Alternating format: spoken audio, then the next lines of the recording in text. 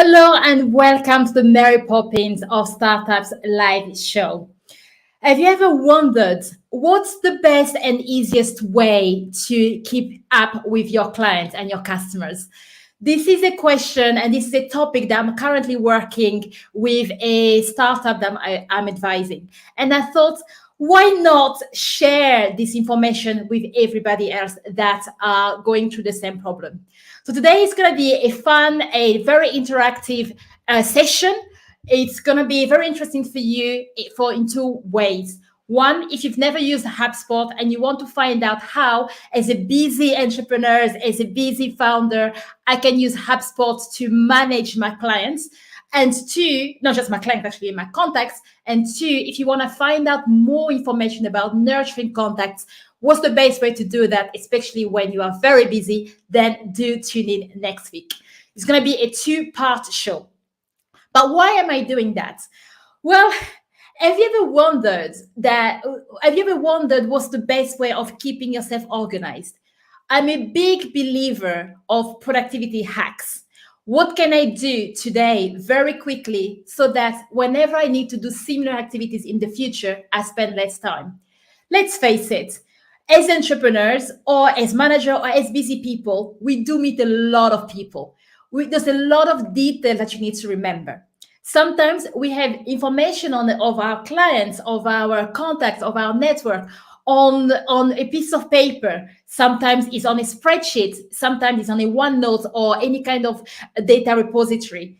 Everything is always scattered around, which means that the next time you have to call a client, a mentor, or an advisor, you spend a lot of time reading emails and trying to piece the background information before you have the conversation. The second reason why it's important to have everything in one place is because, every time you want to jump on a call with clients, it could be that the last conversation you've had with them was maybe 6 months before.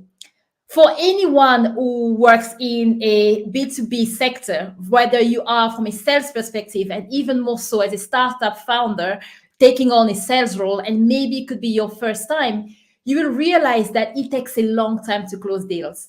You might have emails and conversation with multiple people before you reach that point. So how do you keep all of that information in one place in a CRM, as this is what we are going to look at today? The other reason why I use a CRM is quite personal, but I will share with you that in a little bit. For those who don't know, I'm Naili Makangu, the host of Athena Leaders, an organization who's passionate about helping startups and companies dream, build, and play whilst leaving behind the legacy of a happy and productive workplace playground. If you have any questions during the show or afterwards, please do send the questions through to us. I answer live as I'm doing right now. If you know anyone who would like to come on the show and speak and be interviewed and share that knowledge to help the startups ecosystem, let them know, and they can get in touch with me. And more importantly, sit back, relax, and enjoy the show. So what are we going to look at today? Well, today's going to be a slightly bit of a different session. I'm going to be sharing slides today to go through the CRM idea with you and how you can use that. And as I already mentioned in the introduction, why the CRM is very important. Well, just to add one more thing, have you ever been in a situation where you've forgotten a friend's birthday? In fact, before I started my company, because I used to network a lot, this used to happen a lot.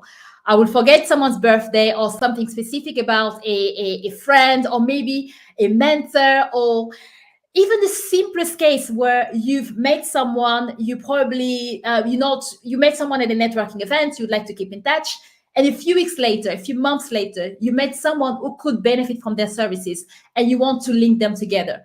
You forget the name, you forget the situation, and it's a nightmare having to go through all of the different spreadsheets and the areas where you store information. As such, I started using a product called Insightly. Insightly was a little bit simpler than HubSpot, but it really helps me to kind of integrate everything that I wanted to do so that whenever there was a piece of information about someone that was important, I will use it in Insightly. Later on, as I started growing my business, I moved into HubSpot. HubSpot is a great, very powerful software.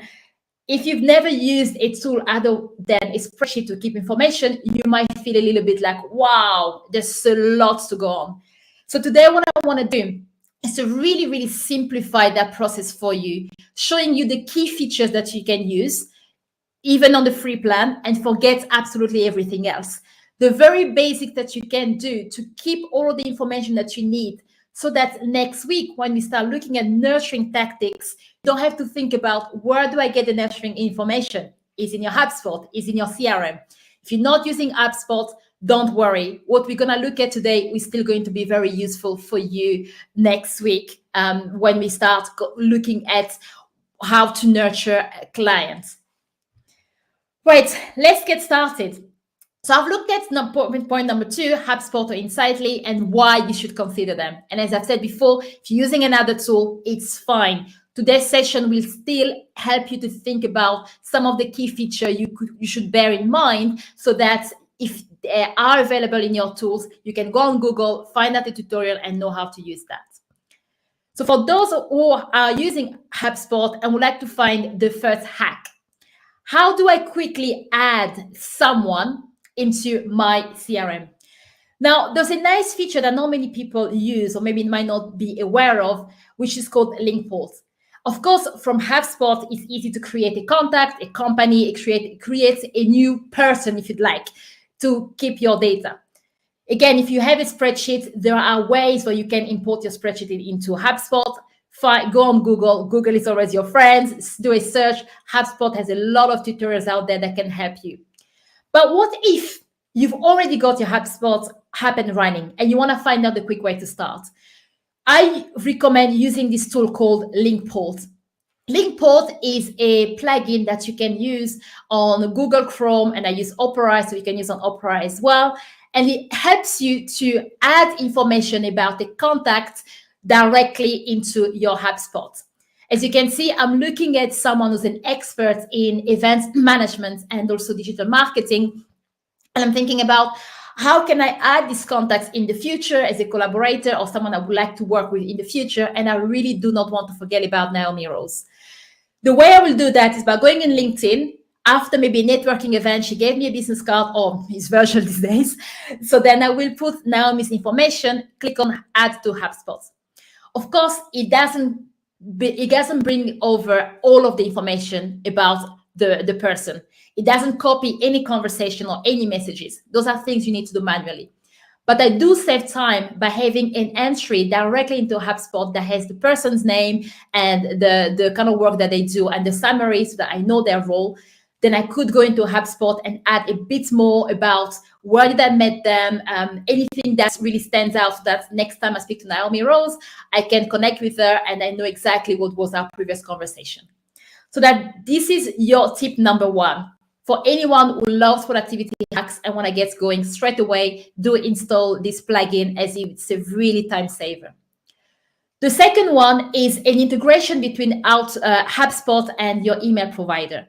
In my case, I use Outlook, but those who use Gmail, you will have something similar. Then please do go on HubSpot training tools, or even on Google, on YouTube videos for that. You'll be able to find some tutorials specifically for your tools. Whether you use Outlook or not, here are some of the key features that you need to look out, and the reason why I mentioned using HubSpot. As I mentioned again, for me, it's really important, as I've got a very busy life, whether it's personal or professional. So I like to get going very quickly, and I like to have as much information as possible without me looking for it. And HubSpot give me that peace of mind. This is one of the biggest reasons why I started using that instead of other CRMs that I've used in the past. As you can see here, the moment you're writing an email, you put the email address, it pulls out information that you already know about the contacts. And that is very, very useful. I can see if I've had deals in the past. So there's the projects that we work on, or those are the contracts that we've had together. So for example, we've had previous mentoring sessions together that were sold separately. Maybe it was the first block of 6 months, second block of 6 months, whatever it is. It gives you that information. The timelines give you information of all of the activities, emails that you've sent to each other, so that you can quickly look from there, click on it, open HubSpot directly, the right page for the right contact. I am not thinking, it's doing it for me. And the best feature for me are the tasks. We're gonna go into that in a bit more detail. Rather than having another to-do list that tells me to give me information about that person, if I've got the tasks here, every time I come on Outlook, I want to email my clients, for example, or I want to email a prospective clients. Then I look at the task and see what's outstanding. Do I need to chase them up about something? Do I need to follow up? Or am I expecting something from them? Everything is in the task. It's not in my head. It's there, and it's very quick. And again, for those who are worried about HubSpot tracking everything, if you are emailing someone that you don't want their email to go on HubSpot, very easy. You delete this BCC or you remove the track email here or log to CRM, and that will do it for you.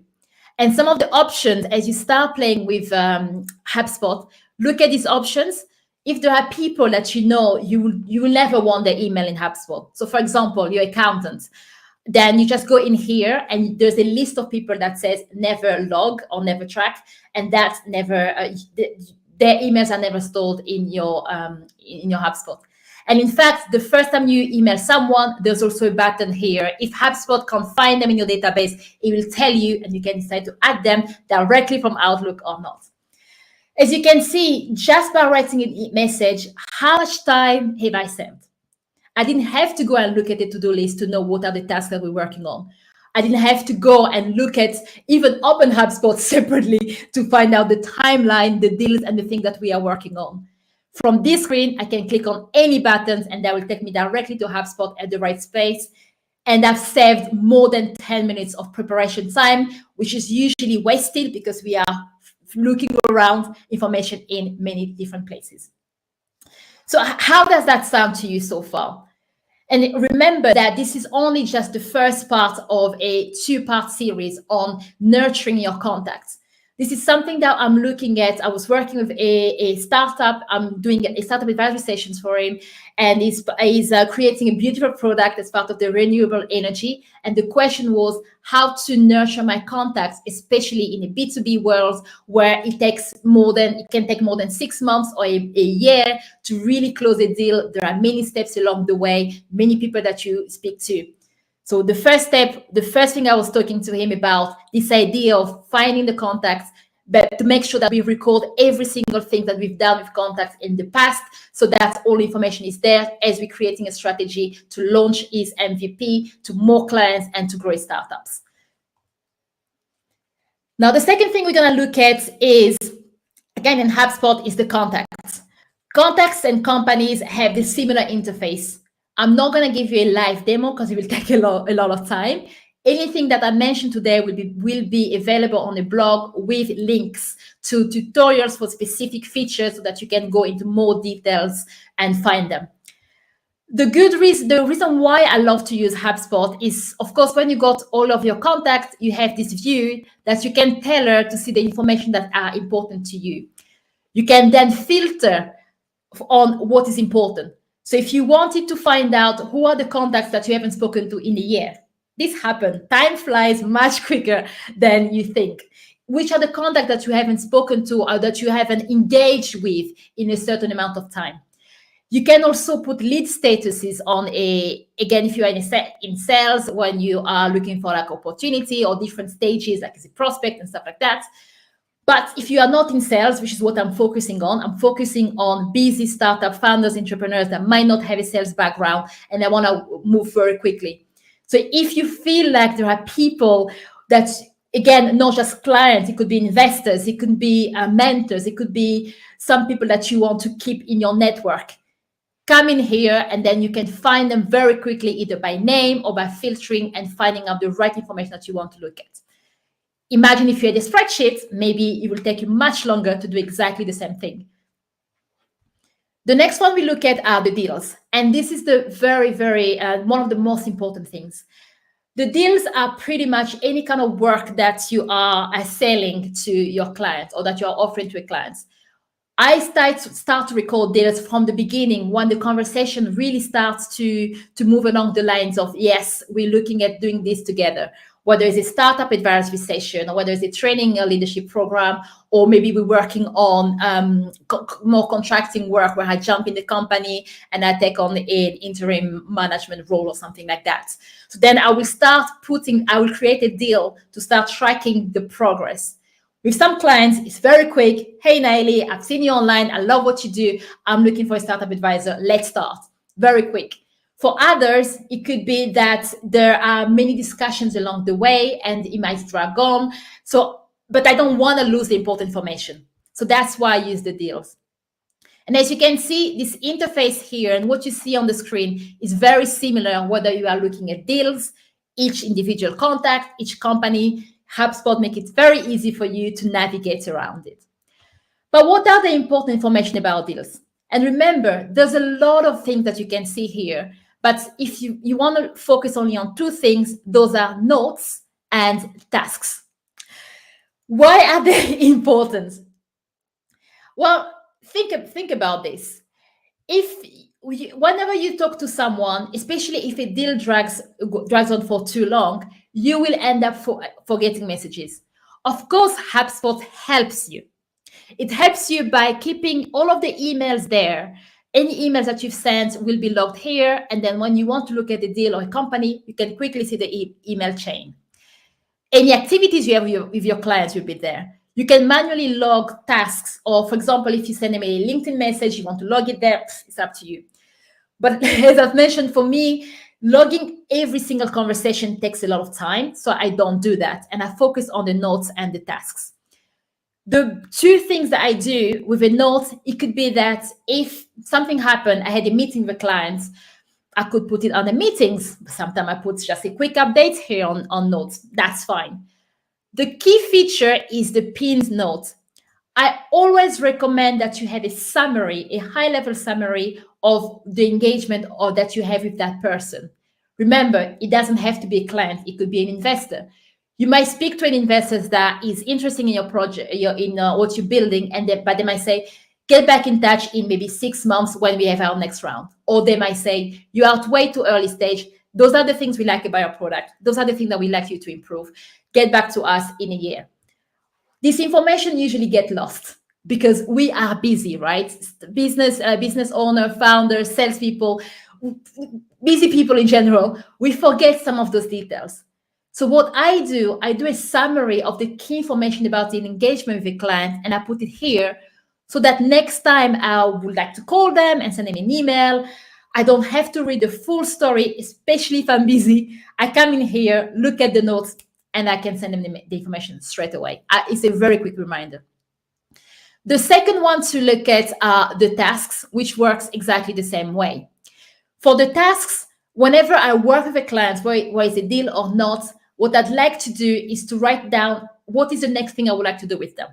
Even if it's an email to chase up, even if it's a birthday, even if it's the smallest thing that I know I would like to do at a certain day with a client, I don't want it in my head.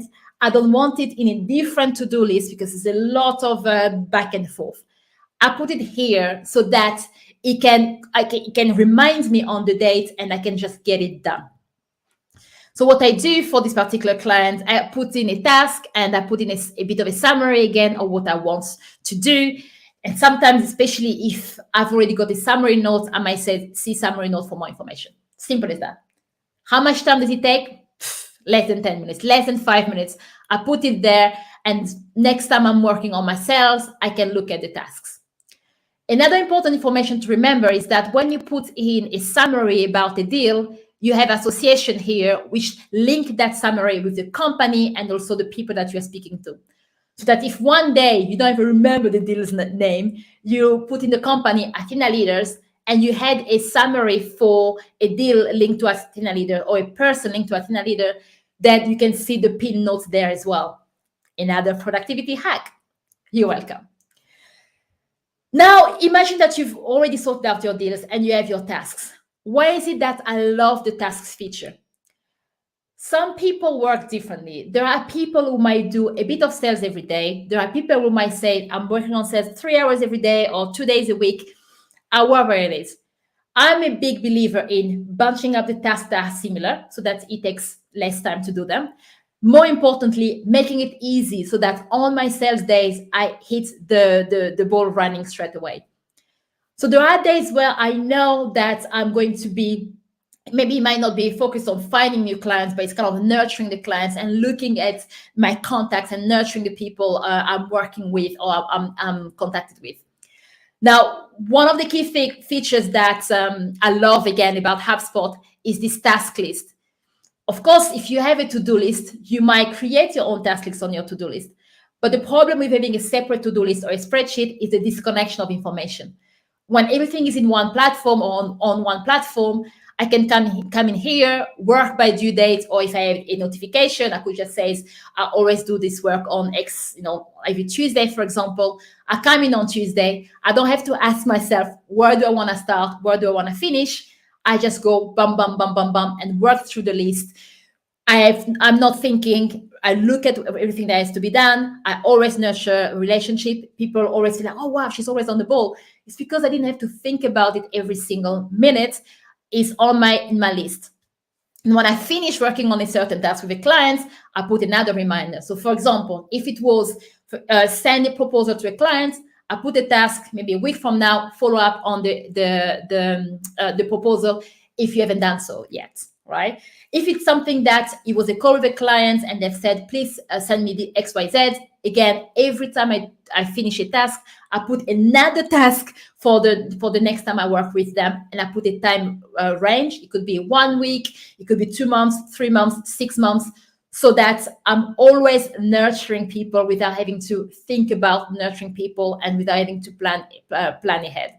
So it's kind of it happens naturally. It's one less thing to think about consciously. Of course, it's still planning, but it's in a way that it becomes part of your processes and really improve the way that you work with your clients. For those who want to find out more about that aspect, again, go into more details about how to nurture clients, investors, and customers. We're going to talk about that in a lot more detail next week.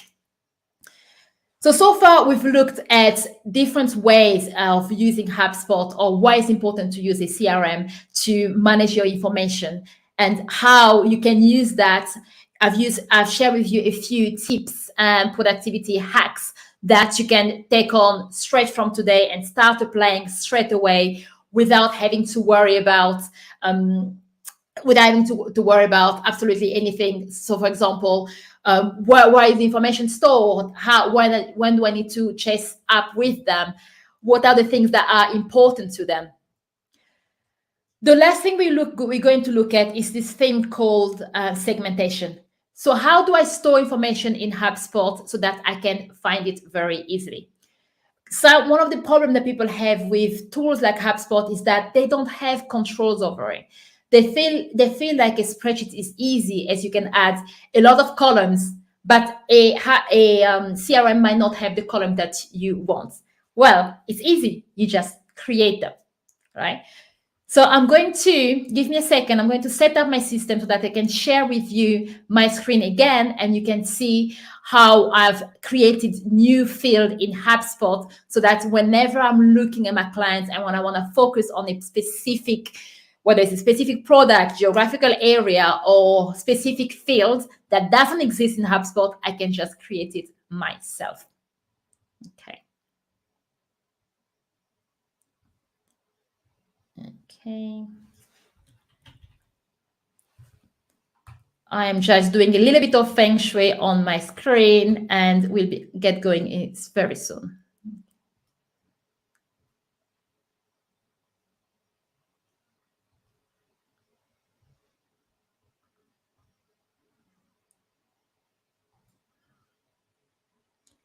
And I'm back. So here is HubSpot, so you can see a bit of a live demo. Of course, I'm not gonna go back into all the features that I've already explained to you. It's very self-explanatory. Go through the tutorial, everything that I've shared with you so far with HubSpot open, and you'll be able to go. I'm looking at the contacts here, and this is a woman that's currently working for me. And as I've mentioned before, here is a pin note, very easy. You put a note and pin. And because I do have the association for the companies and the person, whenever I update this note here, this summary of everything I'm doing with that person, it will show whether you're looking at the company, it will show whether you're looking at the person. So that if, for example, I wake up one day and I'm looking at Athena leaders, I can see the summary that's with that account. I look at a certain person, I can see the summary that's linked to the account, in addition to the summary that are linked to the person. So those are some productivity tips. As I've mentioned before, my favorites are notes and tasks. If you are very busy, you want to move very fast, those are the two key things that can help you be sane as a very busy entrepreneur or a startup founder, or even as part of a sales team. Now, the question is, how do I make sure that if I wanted to add fields that do not exist, what do I do? Well, if you click on settings here, you will be able to go to the user preferences. Actually, I am going to do this as it takes time to load. I've already preloaded that. So you click on settings and it opens up this user preferences window. In this window, what you would like to look at are the properties, right? So you look at under data management, there is something called property. Click on properties and it's loading. It's loading all of the properties that are associated with a contact, information that you can put in a contact. Of course, even though the list is very long, we might not always see what we are looking for because of the nature of our business. So what I tend to do is to look at properties either by contacts, by company, or by deals. Again, if you do use all of the other features, as I said, HubSpot is very extensive, but I'm only showing you the cream of the cream for people who are very busy, not from a sales background, and want to get going very quickly. So assuming that I'm looking at the deals, the company, and the contacts, then looking at the properties, I want to add something. What do you add? As I've mentioned before, do you want to be able to see your clients based on products, right? So whenever you have a new client, you want to know which product that you are offering to them. Maybe it's a sub-product that you're offering to them. Or maybe, again, a geographical area. Or maybe if it's a startup, what kind of startup, which stage of a startup that they are. Are they early stage, Series A, whatever it is. So what you would like to do is create a property. As simple as that. You create a property, you give it a name, you choose the field type, and there you go. You have a field that is customized just for you. Again, I'm going to put this all into a blog with links to detailed tutorials step by step so that you can go and look at it. This is just to give you a high-level view, especially for people who are good with software or people who just want to know what's possible out there to help with their search. To show you an idea of a property, this is one I created earlier just to speed up the process to avoid typing live. I've created a property called product so that when I'm looking at a deal or I'm looking at a company or I'm looking at a contact, I want to know which product I've offered them or which product we are working on. Are we looking at the Athena Leaders Academy, which is an online platform, whether it's advisory, coaching, mentoring? And as I've mentioned before, I also like to keep track of collaborators and mentors. I put it into products, but other people could have put it whatever you wanted to. Absolutely fine. Whether we're doing consultancy or interim management, disc profiling, which I give to people. Another one, which is also very interesting, especially as it helps me narrow down the focus, interviews and podcasts. I bring a lot of people on my podcast. And in the future, I would like to remember them so that I can invite them to other shows in the future. I can link them to some of my collaborators or people in my network and so much more. And of course, we've got the leadership training and the work I do with startups. And there's quite a lot there. Okay, this is a high level. This is what I call a high level segmentation for me. When I've got other fields that are more granular, right? So if you startups, it maybe will tell you specific thing about the startups. Once I select training, then I've got different types of training.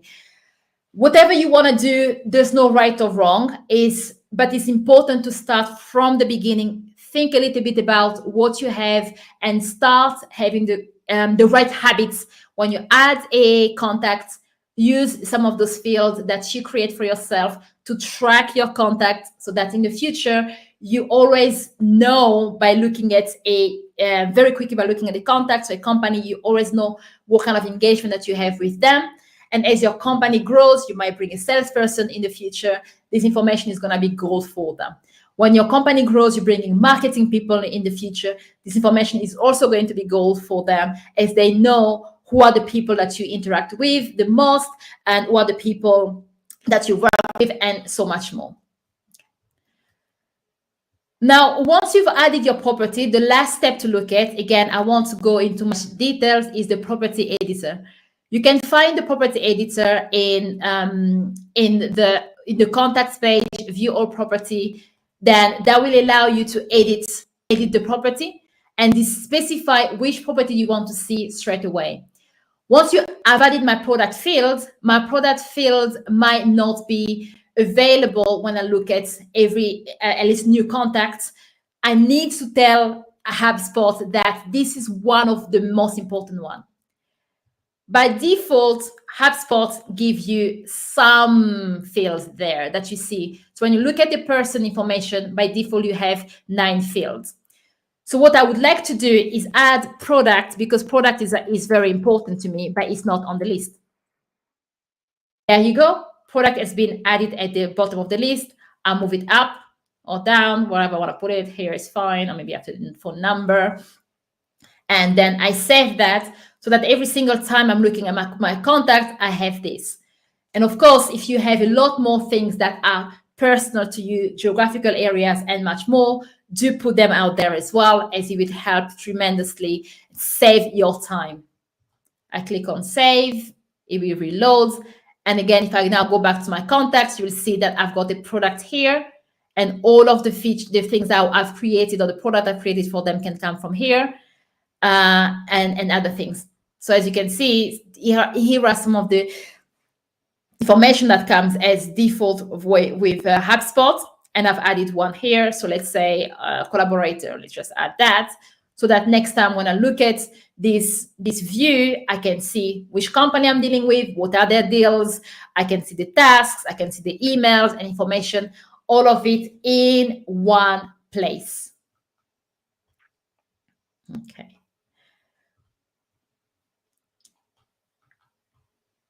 There you have it. This was really a very nice introduction, a very quick introduction to HubSpot and just the idea of CRM in general. You're wondering again, why did we bother? Well, remember, as I was mentioning as part of the startup advisory session, and I was working with my clients, he works in renewable energy.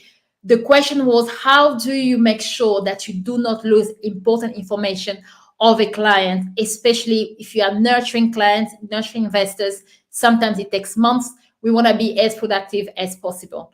Today, we've looked at CRM. Do go back and look at all of do go back and watch the video again. In a few weeks, we will have the blog post. So, I mean, you can even check straight away, depending on when you are watching this video. There will be a blog post with links to some of the key features I've mentioned, so that you can just click on them, go there for a detailed tutorial on that particular feature, or where to find the items that I've mentioned. Next week, do come back when we look at part 2. Today is how to do it, or how to do it in a technical way. And next week, we're going to look at it, how to do it strategically. How do I make sure that I keep my contact list warm? How do I make sure that I nurtured investors the right way? I nurtured clients the right way, especially if you are a startup, regardless of what stage you are. Early stage, even if someone says no today, is not forever. They give you a lot of information when they say no. But if you lose that information, when you go back to them in the future, you start the conversation at zero. So how do we make sure that we keep the leads warm, even if they say no, especially if they say not now, so that gives you more chances of landing that deal and growing your company in the future. If you have any questions, anyone who would like similar information or productivity hacks on other topics, let me know. If not, see you next week for part 2 of this session. In the meantime, let's design a happy and productive workplace playground together.